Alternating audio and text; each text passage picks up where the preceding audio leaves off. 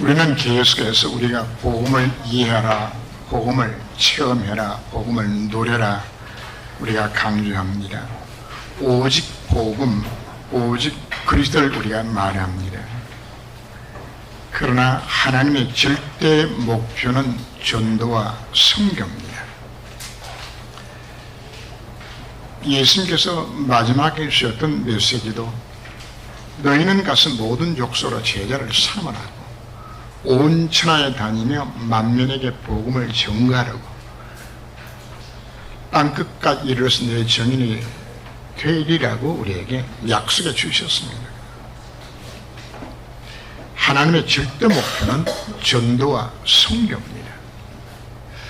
부모들의 아이를 낳으면은 아이들을 올바르게 성장시키기 위해서 아이들이 건강하게 자라도록 만들기 위해서 음식을 준비하고 또 아이들이 조금 자라면은 또 학원도 보내고 부모들이 학원 보낼 돈이 없으면은 아르바이트 해서라도 아이들을 보내기도 하고 또 더 자라면은 아이들 또 해외 유학도 보내기도 하고 우리 아이들이 정말 관심을 가지면서 아이들 키워나갑니다.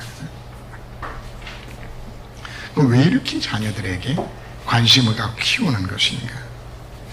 이 모든 것들이 골고루 준비가 돼야 정상적인 사회성을 할 수 있는 자녀로 성장하기 때문이고 더 나아가서 엘리트로 스미스로 살아갈 수 있기 때문에 그 결과로 가정과 국가와 사회에 필요한 인물이 되도록 만드는 것이 사실 목적이지 목적은 밥 잘 먹는 게 목적이 아니요 공부 열심히 하는 것도 사실 목적은 아닙니다.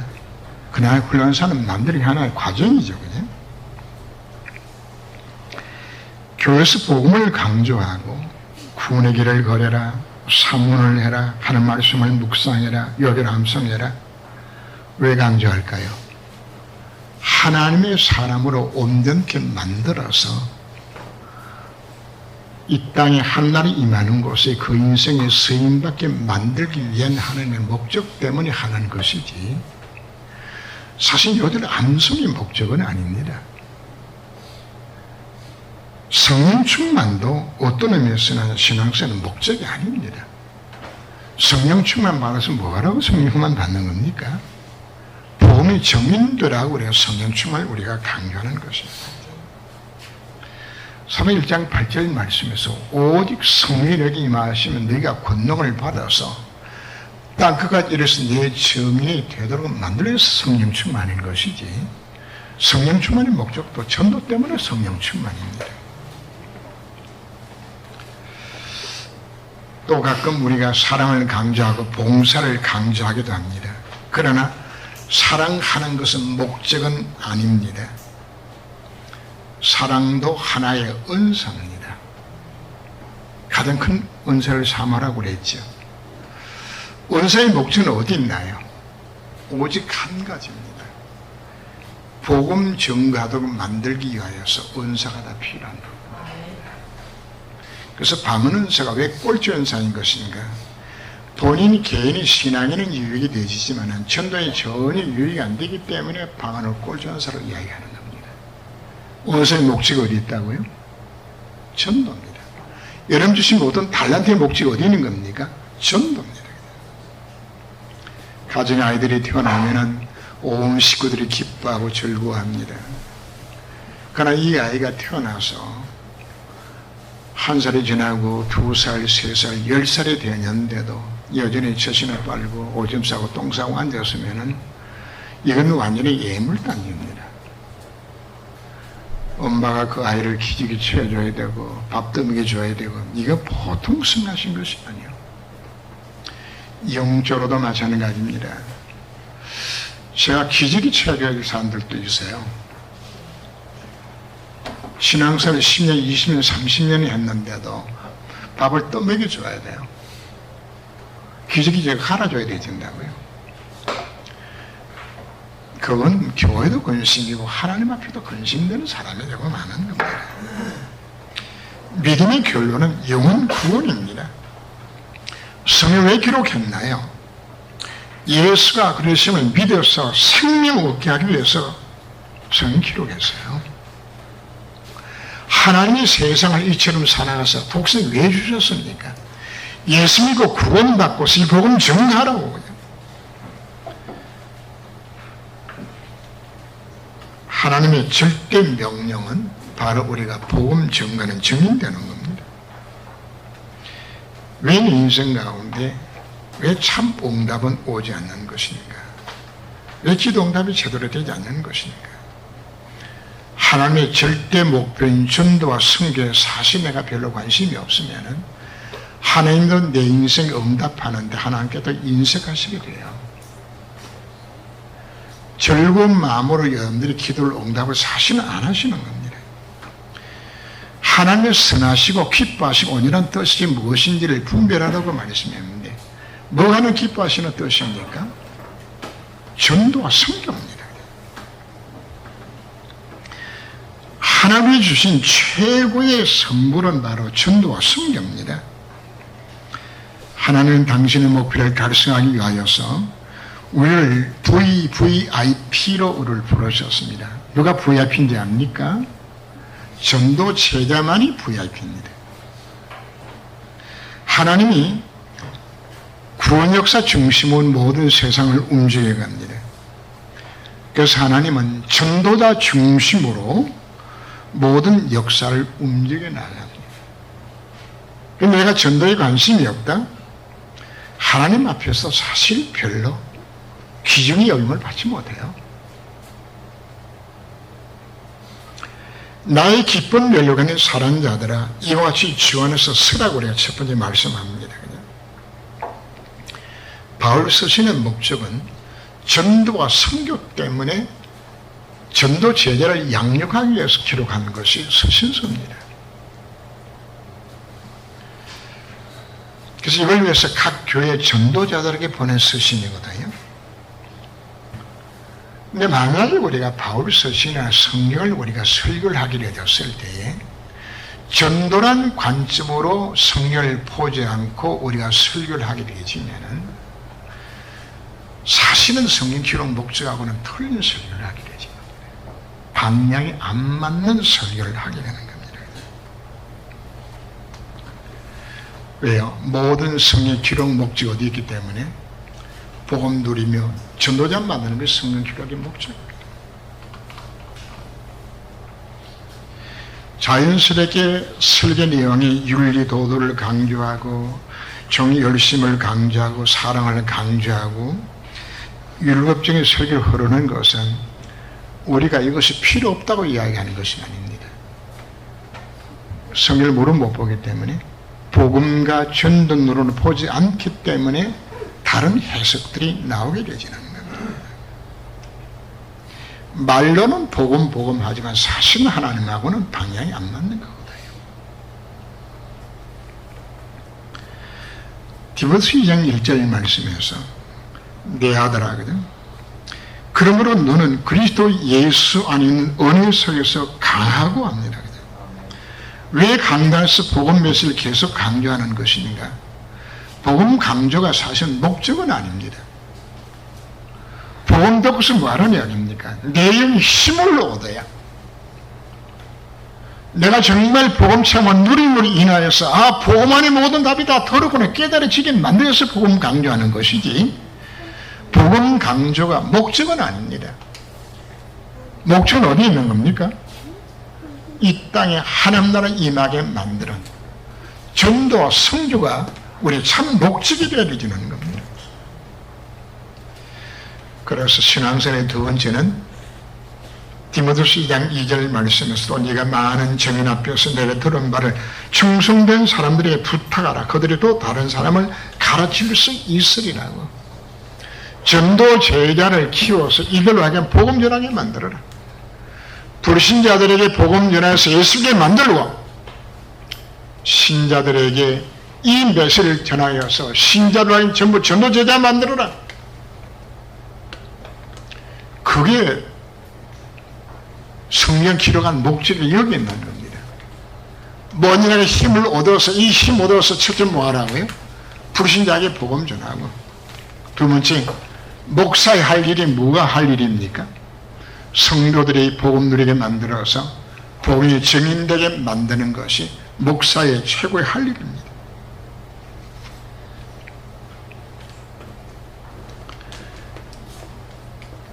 하나님 앞에 정목해서 서게 되었을 때에 하나님이 저를 무엇으로 평가하실까요?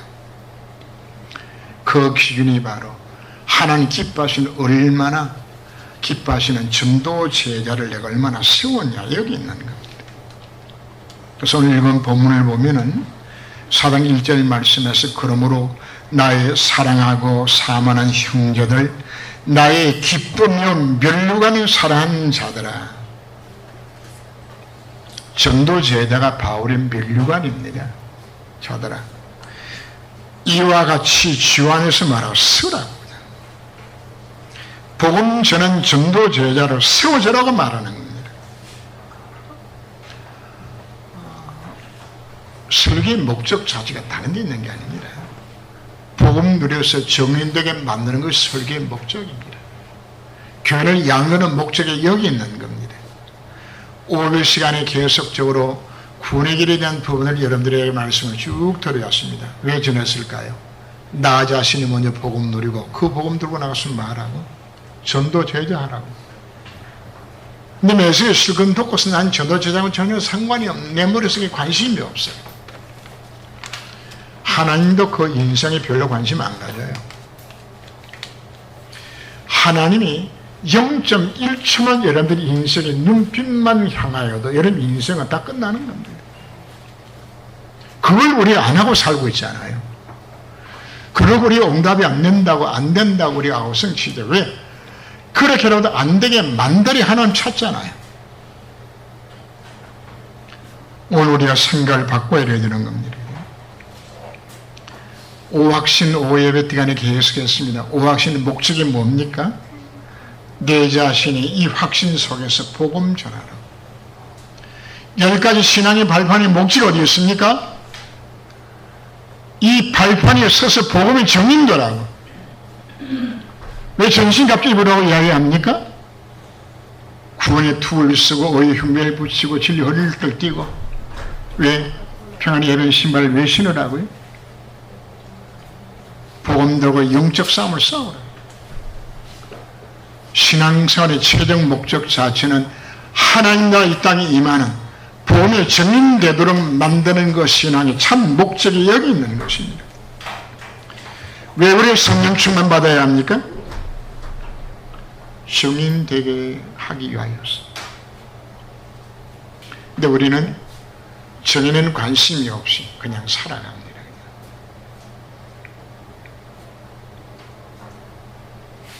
심지어 예배 목적도 어디 있습니까? 예배의 목적은 첫째는 우리 하나님 앞에 영광을 돌리는 것이 예배의 목적이지만 예배 더 중요한 예배는 로마서 12장 1절 말씀에서 기록하고 있죠. 그러므로 형제들아 내가 하나님의 모든 자비하심으로 너희를 권하노니 너희 몸을 하나님께서 기뻐하시는 거룩한 산제사로 드리라. 이는 너희들 영적 예배라고 말씀합니다. 진짜 예배는 내 자신의 삶을 하나님이 기뻐하는 삶을 살도록 내 인생을 드리는 것이 이것이 예배입니다. 예배 목적 자체. 전도 제자의 삶을 사는 것이 무엇이라고요? 신앙생활의 참 목적이 거기 있다고 우리는 말씀을 합니다.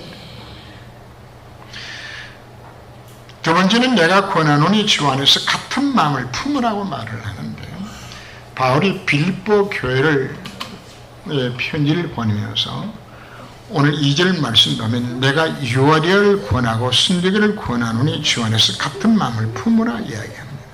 이 말을 왜 썼을까요?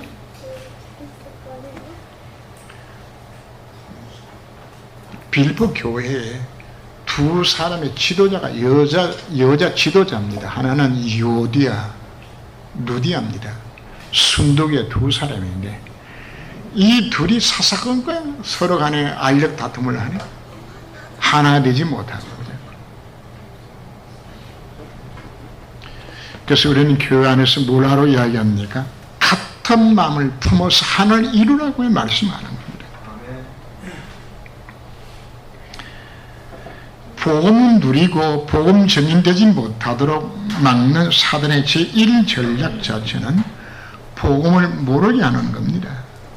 복음을 못 듣게 만들고 복음을 듣더라도 틀린 복음이나 가짜 복음으로서 복음을 변절시키는 복음을 듣도록 만들어서 복음 못 누리게 만드는 것이 이것이 사단의 최고적인 목적들입니다. 두 번째 사단의 집요한 전략은 복음 가진 자들끼리 서로 다투고 이간시켜서 하나가 되지 못하도록 만드는 것이 교회에 공격하는 사단의 모습들입니다. 예수님 말씀하셨죠. 분쟁하는 집안마다 서지 못한다. 다 망한다. 사단이 교회를 무너뜨리는 가장 중요한 것, 하나지 못하도록 서로 간에 다투게 만들어요. 4.13 총선에 참패하고서 정신 못 차리고 서로 다투고 있는 새누리당을 보면서 야 정말 답답하다. 여러분 신문 보고 매스컴 보는 사람들마다 아이고 왜 그렇지요? 서로 다투. 그럼 집안 꼴이 말이 안 되죠. 하나라도 겨우 살까 말까 안 되죠. 사단이 무엇을 가지고 하나됨을 깨뜨릴까요? 바로 창세기 3장, 6장, 11장 갖고서 공유를 합니다. 창세기 3장 누구 중심으로? 나 중심으로. 교회 안으로 보면은 서로 간에 비상 위치에 서게 되어지면은 한 사람 이걸 하겠다 그러면 딴지 걸어서 못하게 만들어. 아무렇고. 왜? 자기 마음에 안 든다. 자기 인격이, 자기 자존심 상하면은 그냥 다 되는 것도 엎어버리고.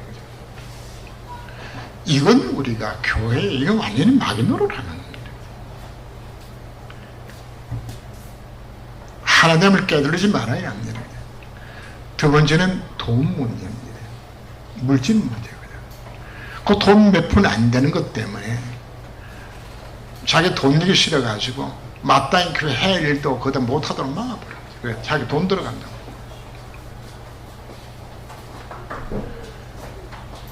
이건 하나님 앞에서 쓰임하는 모습이 아닙니다. 그 전에 교회 안에서 돈 1,000원 갖고서 얼굴이 벌컥 해가지고 막 그냥 핏들 올리면서 그냥 막 확 싸우는 애 보면서 와 무섭다 싶더라고요. 얼마 가고? 돈 1,000원 갖고.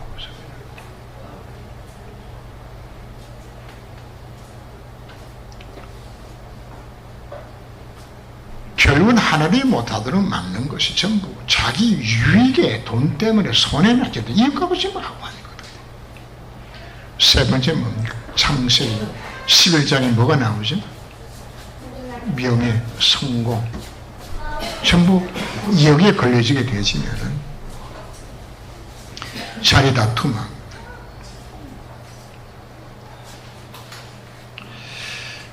지금 정당들이 혈전을 벌이는 모습들도 전부 뭡니까? 성공을 위해서 그냥 명예 쟁취하기 위해 하죠. 교환을 왜 자리 다툼들 왜 하죠? 자리 갖고서 우리가 왜 하나 되지 못하죠? 창세 11장에 지금 걸려있는 것이죠. 하나님 역사는 성도가 하나가 될 때에 하나님 역사는 일어납니다. 출애굽 사건을 우리가 보죠. 온 이스라엘이 양 잡아서 그 피를 집집마다 다 무슬림을 다 발랐어요. 온 이스라엘이 하나가 되었을 때 그 밤에 기적이 일어났습니다. 400인의 강인 노예의 저주가 그날 해방되진 겁니다. 사단의 상징이 그날 박살내진 겁니다. 언제 요단이 갈라졌나요? 온 여리고가 무너졌나요? 온 이스라엘이 하나가 되었을 때 무너진 겁니다. 초대기 역사도 동일합니다. 자, 우리 30일 동안 우리 집중 기도합시다. 여기 하나로 동참하시길 주 이름으로 축원합니다. 120명의 성도가 모여서 뭐한 겁니까? 오로지 마음을 같이 합하여서 전혀 기도에 힘써서 일심한 겁니다. 원내에서 일어서 기도한 그 장소의 초대기 시작 그것이 일어나게 되는 겁니다. 사도행전 2장 42절 말씀에서 사도의 가르침을 받아 떡을 떼며 저주하며 전혀 오로지 기도에 힘썼다고 말씀을 합니다. 왜?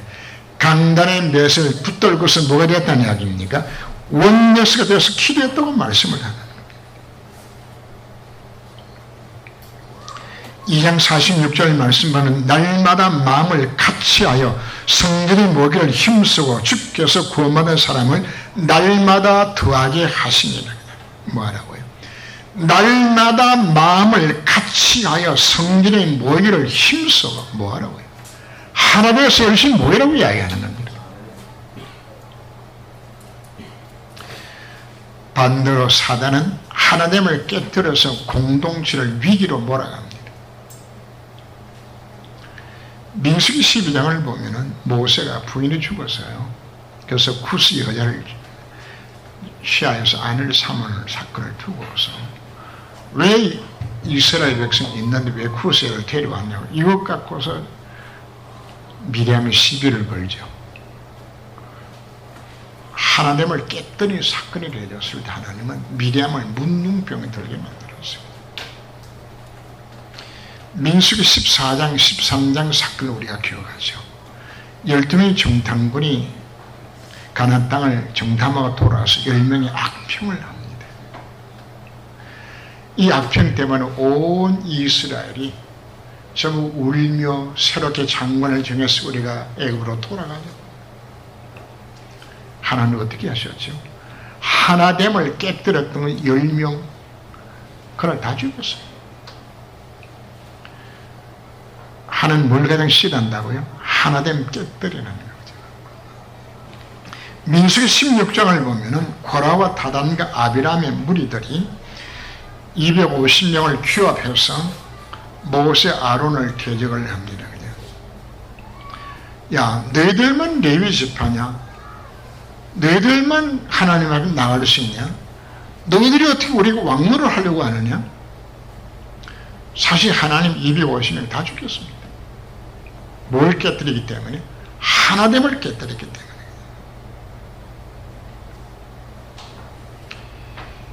교회의 역사나 교단의 분열 역사를 보게 되시면 모두 사단의 이간 전략들입니다. 저 그 밑바닥 속에 뭐 들었다고요? 창세기 3장 나중심, 6장의 돈, 11장의 성공중심, 이것 가고서 다 무너뜨리는 겁니다. 우리는 혹시나 여기에 속아서 우리가 하나됨을 깨뜨리는 데에 우리 혹시나 쓰지 않나요? 우리는 생각을 바꿔야 합니다. 어느 것이 복음에 유익한 것인지, 어느 것이 전도에 유익한 것인지, 어느 것이 교회에 덕이 되는 것인지, 그럼 내 자존심이 망가져도 여러분들이 덕이 되게 세워야 돼요. 내 돈이 희생하고 내 자존심이 망가져도 복음의 유익을 선택해야 되지는 겁니다. 무엇 때문에? 그거 안 하면 그것이 사단의 통로가 되지기 때문에. 교회의 모든 방향 자체는 전도와 선교에 우리가 방향을 맞춰 여기 올인해서 나가야 되지는 겁니다. 세 번째, 복음이 나와 함께 힘쓰는 나의 동력자를 도우라고 말을 합니다. 원내스가 되어서 교회 모든 일에 먼저 하나가 되어야 합니다. 교회 전체 목표로 성도들이 하나가 되어야 됩니다. 삼천제자 운동으로, 선함하셔 성교로, 운동으로 매일 기도 속에서 서로 간에 하나를 이루 나가야 합니다. 교회 원단 메시지, 하나님 원하신 사람이 되도록 본부 원당 앞에서 절대 목표, 절대 사명, 절대 헌신을 두고서 같이 기도해야 됩니다. 그래야 뭘 이루어나가지는 겁니까? 원내스 이루어나가는 것이 되는 겁니다. 매주 강단한 메시지를 두고서 함께 포럼하고 이걸로 구역 식구들과 포럼하고 가정 식구들과 포럼하면서 강단 메시지로 하나를 이루어나가야 하나가 되는 겁니다. 특히 주보에 나오는 교회 각종 행사를 두고서 기도로 후원하며 우리는 원내에서 이루어가야 되는 겁니다. 내가 새벽 10개로 우리 약속하셨습니다. 내 입을 넓게 열라 내가 채우리라고 주님께 약속하셨습니다.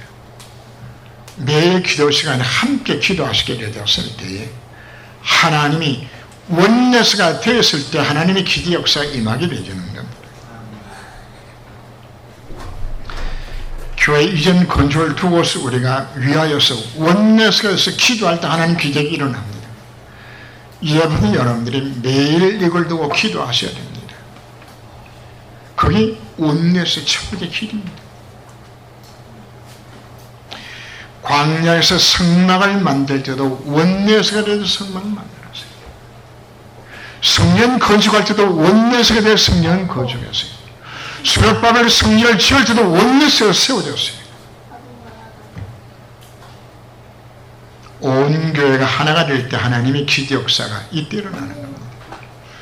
우리가 안 가져도 하나님은 볼을 떠서 물고기 2마리고 오침을 먹이는 것처럼 원내스에서 우리가 준비하게 되지만 나머지는 하나님께서 작업하시게 됩니다. 이제 우리는 전도와 성교를 위하여서 온 교회가 원내스가 될 뿐 아니라 이제는 앞장서서 사역한 분들을 우리가 도와야 합니다. 어떤 조직이나 단체나 숭하는 단체가 될 때는 반드시 그들 이끌리는 리더도 있지만은 그 리더를 도와서 그 전체를 살렸던 조력자들이 다 있었기 때문에 세워지는 겁니다. 사도바울 세계복음은 혼자 한 게 아닙니다. 가는 지역, 가는 교회들마다 반드시 뭐가 세워졌습니까? 바울 돕는 조력자들이 세워졌습니다. 그걸 성경 기록하고 있습니다. 고린도서 16장 15절에서 24절, 골로새 4장 7절에서 17절, 로마서 16장 1절 27절, 거기에 많은 인물들을 기록을 합니다. 바로 고린도 교회와 골로새 교회와 로마 교회를 세웠던 누구를 기록한 거죠? 조력자들을 다 기록한 겁니다. 하나님 우리 각자에게 달란트를 다 주셨습니다. 재능을 주셨습니다. 그걸 왜 주셨나요? 그 하나 주신 그 은사를 갖고서 조력자로서 하나님 앞에 쓰임받게 만들기 위해서 내게 각자마다 다 주신 겁니다. 어떤 자는 베베처럼 보호자로서, 어떤 자는 브리셀라 부부처럼 동력자로서, 어떤 자는 식준으로서, 삼층 제장으로 일어나고 서나마 성전의 운동을 위해서 나는 어떻게 이 하나님 나라에 임하는 곳에 전도와 성결을 해서 내가 어떻게 쓰임받을 것이냐, 이것이 기도 목표가 여기서 나와야 됩니다. 이것이 원내에서 기도하고 또 이렇게 조력하는 것이 우리 하나 되는 거 아닙니까? 로마 16장에 나오는 그 별명 가진 조력자들의 이름이 나온 것처럼 우리는 하나님 앞에 섰을 때 각자마다 우리는 별명을 갖고 서야 합니다. 왜? 내가 다 주셨기 때문에. 이름이 나온 것은 특별한 경우에만 이름이 나와 있습니다. 12제자의 이름은 나와 있는데 70명의 제자 이름은 안 나옵니다. 70명 제자 가운데서 17명의 집사 이름만 나왔지 나머지 이름은 안 나왔어요.